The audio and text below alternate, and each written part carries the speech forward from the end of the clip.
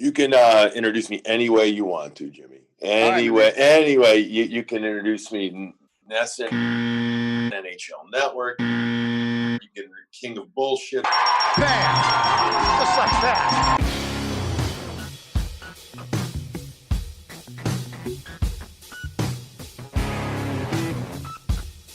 Welcome to another edition of the Bruins Beat. Jimmy Murphy here on CLNS Media, and today we will be talking to Billy Jaffe of, well, how should I introduce you? NHL Network and NESN? You can introduce me any way you want to, Jimmy. Anyway, you can introduce me NESN, NHL Network. You can king of bullshit about hockey, jerk, whatever my wife, she got a new name for me too, Daily. Well, there you have it. That is the man of many hats, and I will say he is a bullshitter, but a good bullshitter, and I appreciate his work, and he's joining us here on the Bruins Beat today. Billy, first off, Happy New Year! Yeah, you too. Merry Christmas. Did the holidays treat you nice, my friend?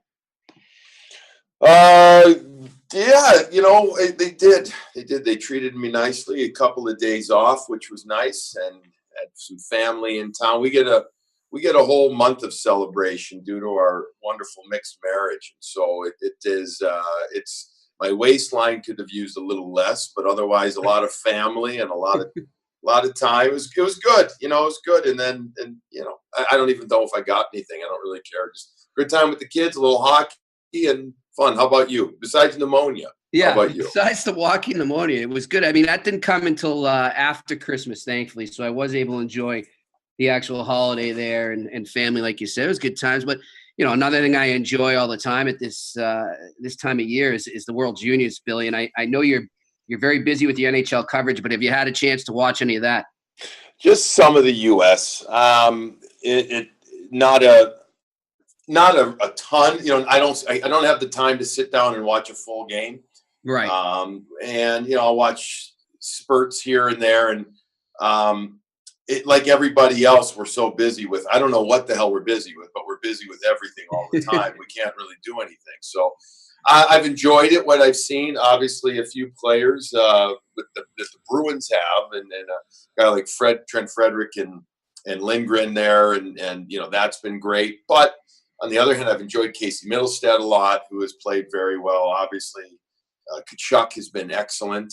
Brady's been excellent for Team USA. And everybody's like, "Oh, USA is not going to win the gold. How could that be?" Holy smokes! Hopefully they get the bronze too. That would be a pretty good consolation prize. Exactly. It's hard to repeat in that tournament as well, as we've seen over the years. As I'm watching that, Billy, you brought up some of those Bruins prospects. It feels like not so long ago when we'd be watching that tournament that, you'd see the team you follow, whether as a fan or media member, the team you're covering, you'd see those prospects, but you'd feel like, you know what, I'm not going to see them for a while, so I don't have to pay that close attention. Now that's not the case. I mean, some of them have already got some NHL games under their belt when they're up there, and others, they're going to crack the lineup next year because the league just keeps getting younger and younger. And I guess, as you said, we're always doing something. How much more has that for you in your position? I know it has for me, but just expanded your research and your awareness of what's coming down the pipeline. The World Juniors hasn't done it that much for me. Because it's a short tournament, and while it's important to see players how they're going to react in big moments, it's not the depth of an entire season. You don't really end up seeing. There's really no lows of that tournament because everything is you want to talk about on high alert for 2 weeks. You are on high hockey alert for 2 weeks, and you're seeing players that are revved up. You really got to judge a player sometimes based on a game in February or late January, the doldrums of the season type of thing, to see how they're really going to be. Right. And I think you get a better idea. Look, last year, the best example, and I've used this before talking to other people, what you saw in Charlie McAvoy a year ago? You saw that he loved performing on the big stage. I've played in what I thought was kind of the craziest thing that I ever thought I would experience. My heart beating out of my chest, back-to-back shootout wins. in the World Junior when everything's on the line. So I kind of felt as though when I got to Ottawa for Game 1 that this was just a game of hockey. And he didn't. So he said, "Oh man, can't wait to see if he can bring that to the Bruins. That would be awesome." Well, he's brought that, and you say, "All right, there's a good sign of something." But just like you can't, give the thumbs up to a player who has a dominant World Junior, it doesn't mean that they're going to come in and play right away. Angelo Esposito, look at him. Well, but he's even the exception to the rule. I mean, not the exception. He's the name that everybody wants to use. Let's use regular name players. With Troy Terry, I know he's going to go play in the Olympics. He was unbelievable last year. Was he ready to step into the NHL? No. He went back to college. Now, is he a good player? Yeah. But is he ready? We'll wait and see. We have a tendency to anoint and disparage within a matter of 2-week tournament. And that's garbage sometimes. Just, enjoy it and see how a kid is. And hope there's a good chance if the kid made the World Juniors, he's going to get a look for the NHL or at least pro somewhere. We know that now. Mm-hmm. Yeah, but I mean, let's focus in and hone in on a team we cover here, the Boston Bruins, and just the way they have transformed their scouting department. We got somebody going nuts outside there. Scouting department. So you say Boston Bruins nowadays, and everybody's excited. There you go. They're honking the horn. Way, right? They focus on these kids coming, and they seem to keep more tabs on them. They seem to really get them to buy into the bigger picture of their philosophy as an organization. And we're seeing that now on the ice, right? Is that all part of it? Well, the insinuation, though, is that they weren't doing that before. Were they not doing that before? I'm not asking you personally. I'm saying rhetorically. I think they were. I think it's just the Bruins were a little slower to change getting certain type of players as the league metamorphosed into a faster, more skilled league. They were just a couple of years behind, and I think that hurt them. It's not really exactly sparkling analysis there, but it did. It hurt them, I think, and it put them a little bit literally and figuratively behind other teams. I just think now, Jimmy, they've changed to where a lot of the league has changed, and they're at the point where they've drafted much better, and yes, Donnie Sweeney. And by the way, Donnie Sweeney should get credit even for being a part of Peter Chiarelli's crew. Correct. A couple of years ago. But Peter Chiarelli in his last year or two, what was it, 14, right? I mean, he's got a pretty good 2014 draft class result. So, Donnie Sweeney was a part of that. Gretzky was a part of that. Keith Gretzky, that is. Yep. And obviously other players that are still part of management and some that aren't here anymore. So they did a nice job there. They've done a beautiful job the last couple of years as well. And you're always going to have hits and you're going to have misses, but they've done a beautiful job. And I just think they've accrued a better complement or a better stable of players, Jimmy, that make more sense in this day and age of the NHL. Now, does that mean that they're focusing on them better and keeping higher marks on them? I don't know, bud. I'm not there. That's, that I don't know. But I can tell you their summer prospect camps have been at a little different style. They've worked them real well. They seem to be getting the message through to the players. But again, is it because it's a better player for this type of NHL, or is it because the Bruins are doing better? Or maybe just both. Maybe it's both. Yeah. You know what I find ironic too is, you talk about them starting to draft a different type of player, and I think one of those key things is, speed, up-tempo hockey, attack, skill. But you look at the way on this stretch they're on right now. They're one of the best teams in the league, if not the best, in the month of December. You look at the way they're winning. It resembles a Claude Julien coach team, doesn't it?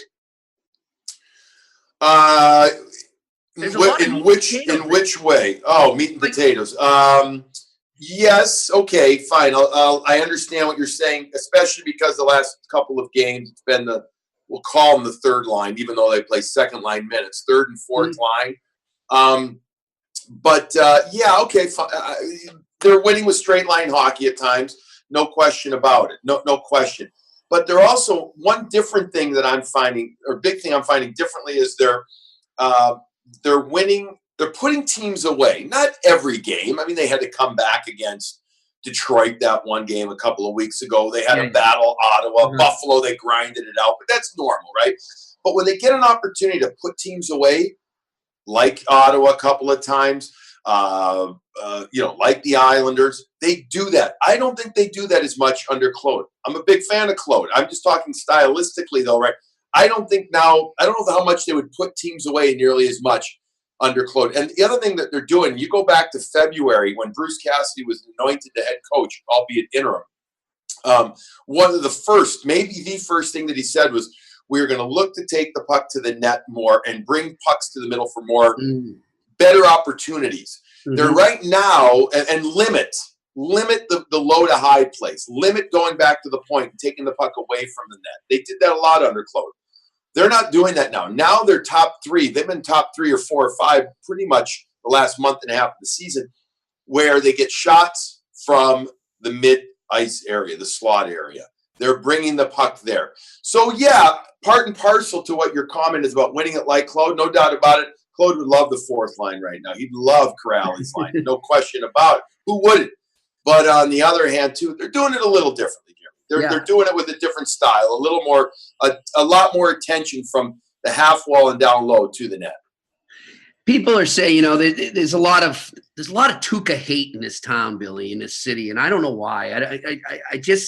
I can't get it. I think he's a great goalie. You may disagree, I don't know, but they're still not really crediting him when it comes to those people and some of the media around here. They still won't give him, I think, the credit he deserves for the stretch he's on, where they say, oh, well, look at the team in front of him. And I say, well, exactly.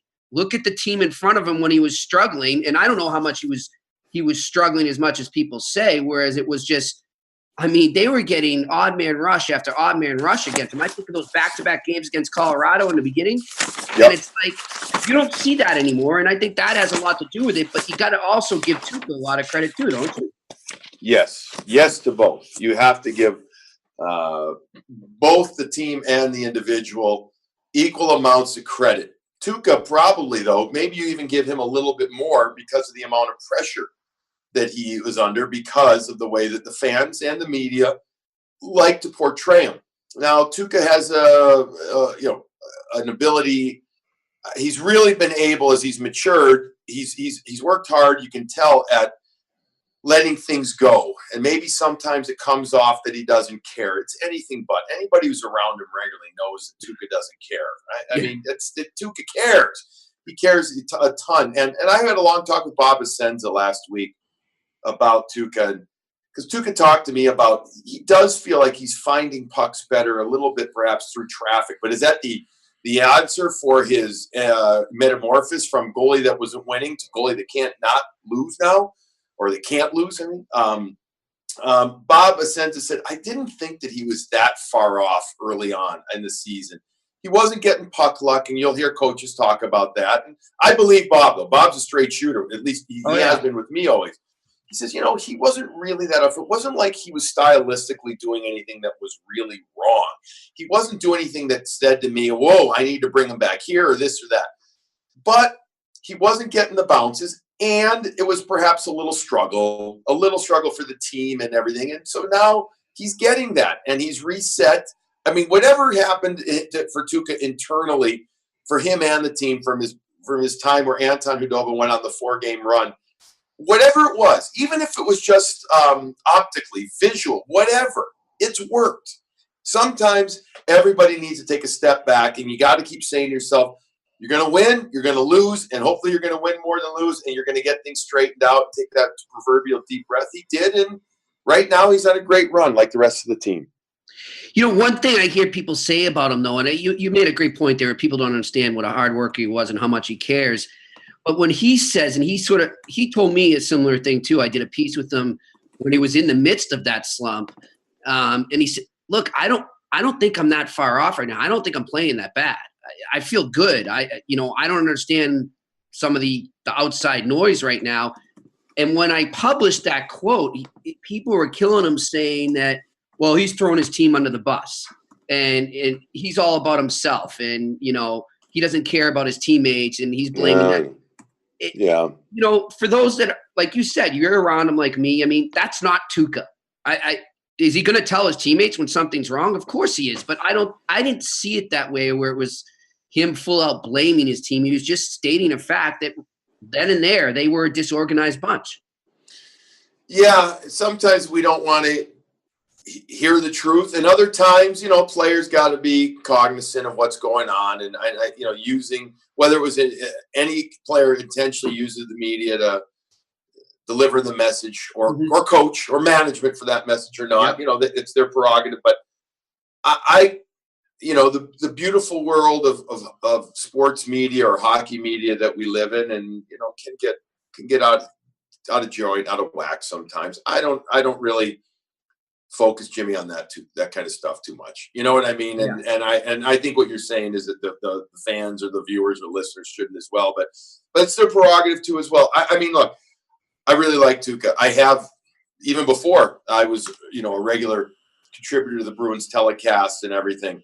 You know, the comment I hear at times about Tuukka is, I don't believe you're going to win with him. I don't believe you're going to win with him. Well, you know, they used the 2013 Game 6 demise against the Blackhawks as the example. If that's your best example, I say, okay, well, hold on a second. That was 2 goals against, you know, I don't remember the amount of time, but it was a minute and 36, I believe. A minute, okay, yeah, and you know, the whole team was in on that one. You know, and then we looked at an empty net too, so let's not forget that. Yeah, I know, and you know, it's again.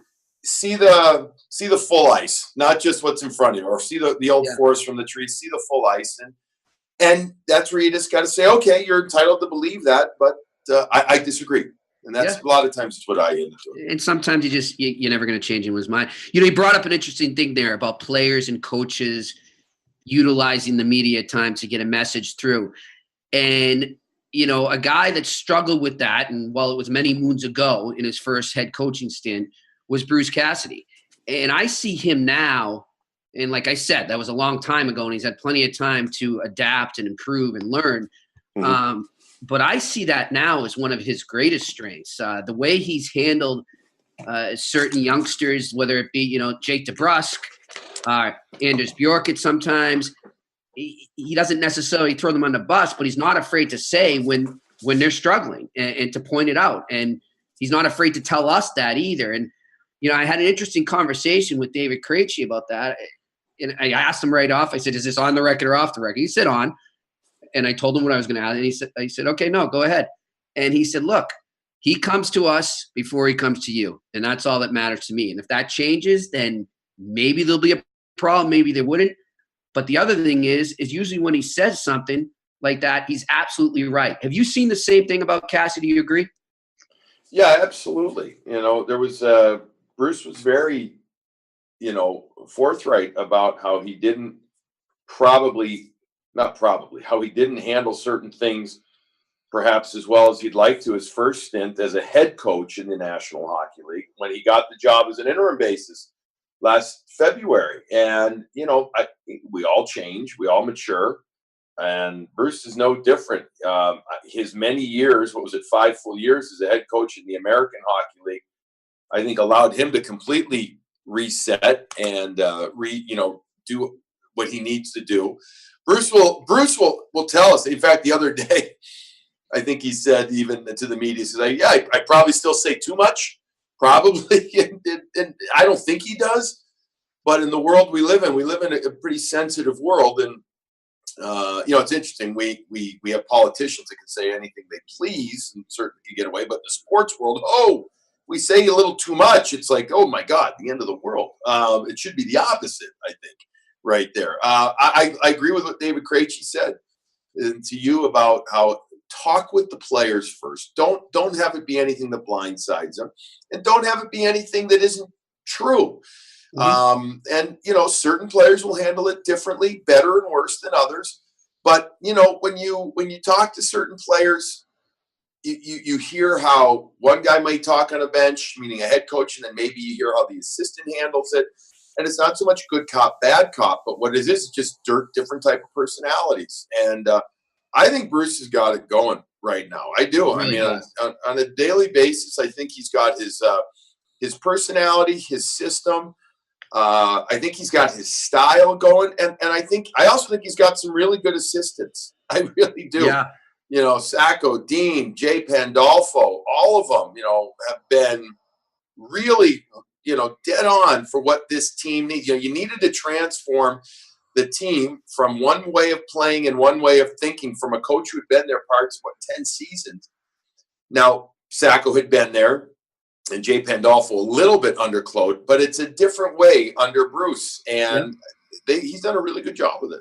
And another thing he's done a good job with, too, we talk about how he's handled some of these young players, Billy, too, is I think at first, and it's natural, and he admitted it, the veterans admit it, that was, I think, the biggest challenge was getting the vets on board that had known nothing but Claude Julien, specifically like a Brad Marchand. You know, I mean, getting them to buy into what he was selling and to understand and adapt to the youth movement coming. Mm-hmm. He seems to have done that, and I think that's why you see a team, like I've heard you say it many times on NESN, they've gelled, and it's showing on and off the ice. Yeah, no question about it. It's always a challenge to create a culture in sports. You know, you don't need everybody to be best buddies. It helps if everybody's tight, and I think we are seeing legit camaraderie on this team, which is so pleasant to be around. I mean, it's so pleasant. Winning helps, of course, but they're winning together, and that's just fantastic.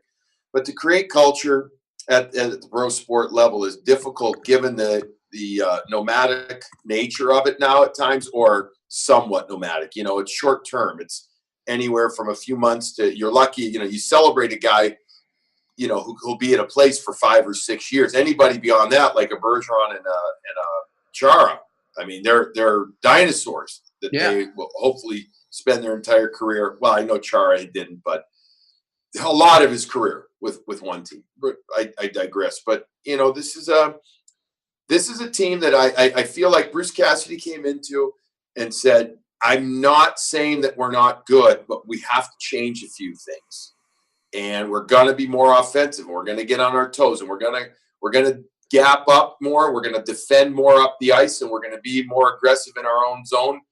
And he kept he didn't gut the house. He kept an awful lot of the infrastructure, awful lot of good, you know, as we talk about homes that are good old bones of the system.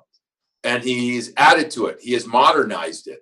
And I think that has allowed the team, or allowed those veterans that you mentioned, to buy in. They saw results and they started having fun. That's the other thing too. Not that they didn't like playing for Claude, but it was a different kind of play, and they weren't winning as much. Now they're winning. They're having even more fun. So there is buy-in.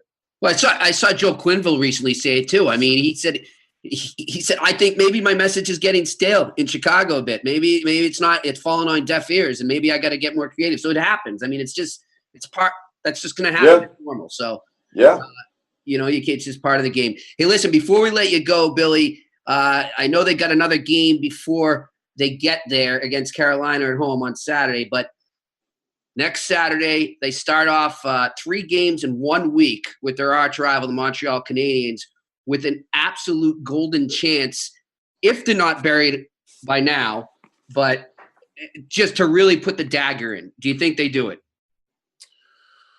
Wow. Well, don't forget they have Pittsburgh Sunday too, Jimmy. That's right. So they got 2 games, and then they have a week off, and they have the layoff. I mean, coming off, that is such a wild card to try and predict coming out of. I'm not writing a Canadian. I'm 43 years old. I grew up in Boston watching that rivalry, and every time I think the Bruins have passed them, they always get the Bruins, you know? Yeah, and especially coming off the bye week, and the Bruins are going to all meet up, where they can meet back in Boston, or they can go to Montreal and meet the team up there on their own. And then they're going to practice about 5 o'clock on Friday and then play a game. It's going to be a different feel. And, you know, both teams are coming off their break, which is what the NHL did this year, which I think is a smart thing to do. So there's no advantage towards a team that's already played. but it's still really, I have a hard time sitting here and saying, do I think they're going to put him away? Because it's hard to predict how anybody's going to come out of there. I mean, you got 3 games in, 10 days, 9 days against Montreal. I know they go Saturday, and then the 13th, and then they play Wednesday the 17th. And then I think, do they play again that next Saturday? Is it like 3 games in 8 days? Okay, so it's, out of that, so you have a possible 6 points there. Of course you want all 6, but if you get 5, you're ecstatic. If you get 4, that's pretty good. Does that put Montreal away? I mean, thing for Montreal, Jimmy, that you're getting to is it's going to be the amount of teams that they've got to climb to get into 3rd spot, because it's looking more and more like just 3 from the Atlantic are going to make it. I'd be shocked if 4 make it. So it's going to be the amount of teams. The team that has got everybody's antenna up a little bit right now is Florida, because they should be a little better than what they were. But they screwed around, the crap that they did last year with the hockey gods and Gerard Gallant. It's still come back to haunt them. I mean, they're a better team than what they've showed, but we'll see if they can make it up this second half of the season. Yeah, it will be interesting, my friend. Hey, listen, thanks for joining us, Billy. We appreciate you taking the time. All right, no worries. Thanks, Drew. All right, Billy Jaffe of NHL Network, NESN, he's everywhere. Join us here on the Bruins Beat. I'm Jimmy Murphy on CLNS Media. We'll talk to you next week. I'm going back to l'Assomption, way past New Bordeaux. I got a brother in Partenay. He's doing 2 years less a day.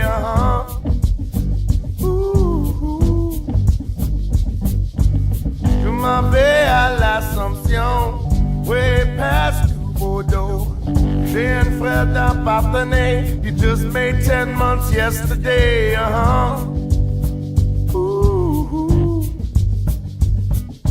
Jimmy got pinched in Greenfield Park, living at the back of a Buick Skylark.